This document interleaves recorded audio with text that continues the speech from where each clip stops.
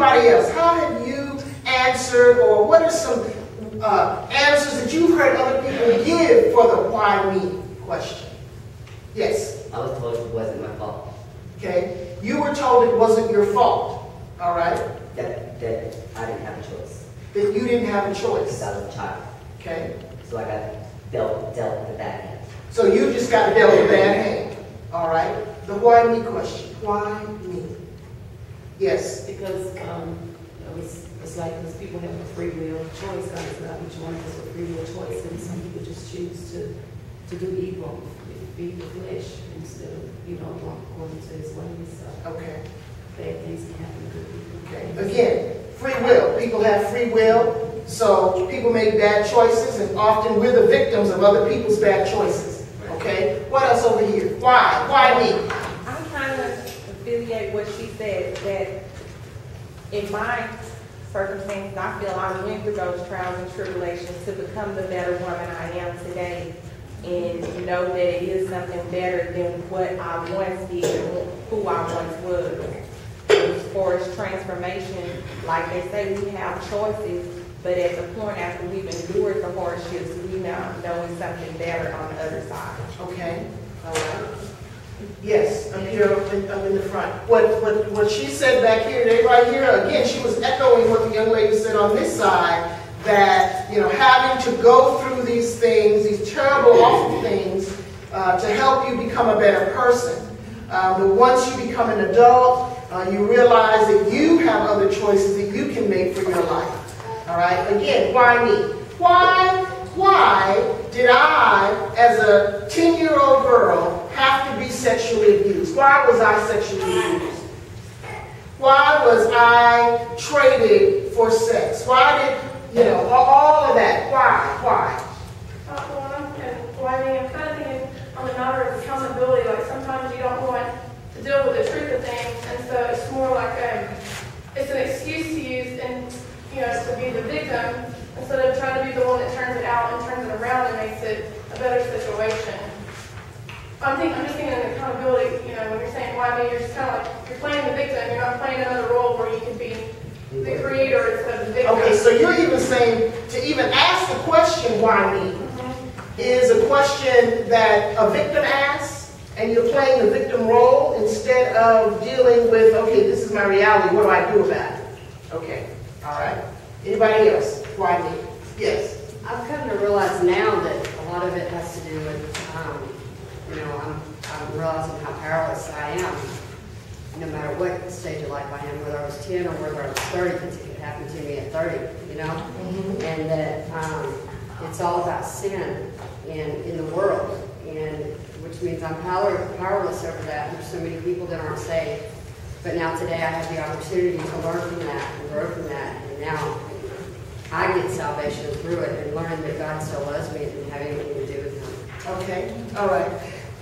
What are some reasons you or others have given for why God allowed these things to happen?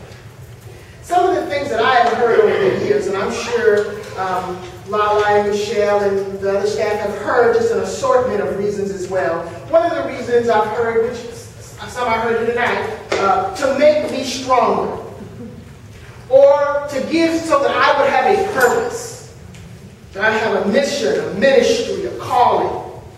Some have said these things happen to me to reveal God's power and to heal and transform life. I also heard here today that some of you have said in so many words that the world we live in is evil. There's evil people. People do bad stuff. And we happen to be victims by it. Have you ever asked yourself, where was God when these things were happening to me? Where was God when these things were happening to me? Anybody ask that question? Where was God? Anybody still asking that question? Or where were the safe people? Where was my mother? But where was God? And so tonight I want to look at that a little bit, because I want to help us to really begin to have a healthier understanding of who this God is that we say and that we said in the beginning is so good. Because I do believe and I know that God is good. But sometimes when we see all of the terrible things that are happening in this world, all of the terrible things that have happened to us, it's difficult for us to understand how God could allow these things to happen. Okay? And so sometimes it causes our belief or our understanding causes a disconnect between us and God.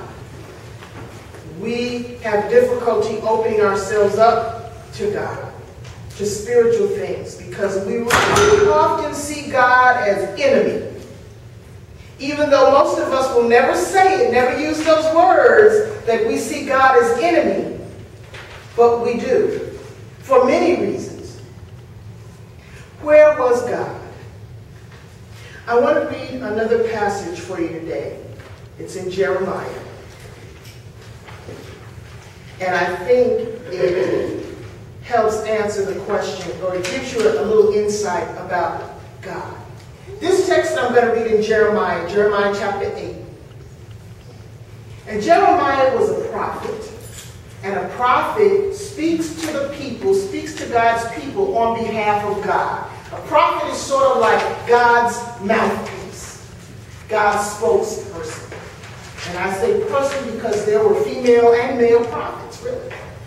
Spokesperson. And so Jeremiah is talking to the people of Israel because the people of Israel had experienced really a disconnect between themselves and God. The Israelites had taken on the characteristics of people who didn't really know God. They were living unjust lives. They were treating the poor among them. They were oppressing them. They weren't doing right by them. And so there's nothing that ticks God off like not being good and kind and merciful and loving to the least of these, to the poor, to the oppressed, to the marginalized. There's nothing that ticks God off like that. And so Jeremiah, this passage that I'm going to read to you, is not only being the mouthpiece of God, but Jeremiah is also being the mirror of God.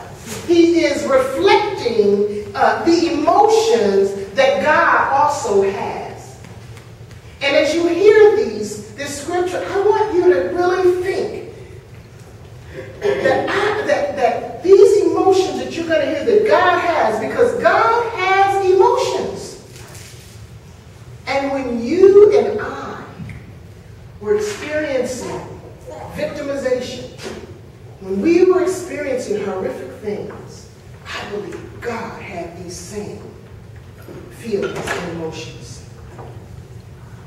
In Jeremiah 18,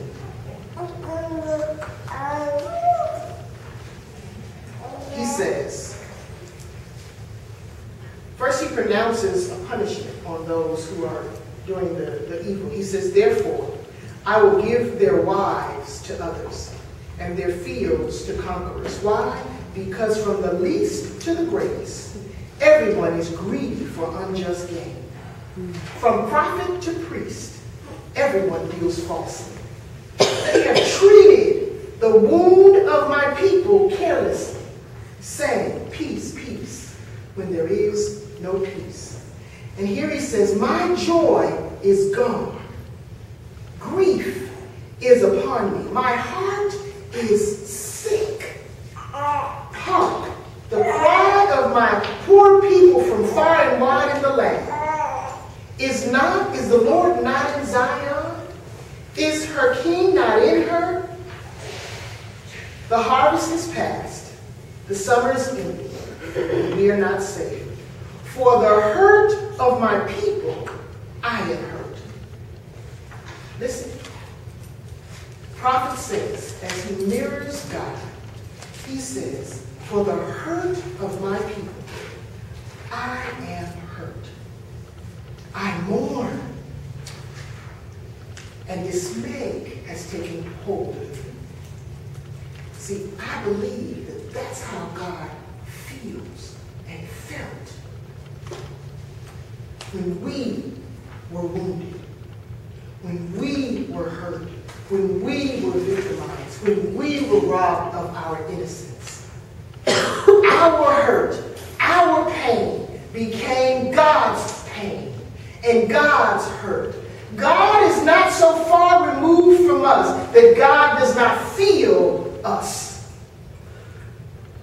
God felt you. God hurt for you. That is the God that we serve. God has pain when we have pain, particularly when that pain has been brought on as a result of injustice. So now let's go look back at this man in our text, this man with leprosy. Why did this man have leprosy? Because he could ask the same question that many of us ask. Why me? Why did this man have leprosy? Anybody have any idea what leprosy is? Leprosy, back in the first century, was a skin disease. And it was a highly contagious disease. It was communicable, which means if I had leprosy, sores all over my body, if I had leprosy and I came near you and you, see how she recoils?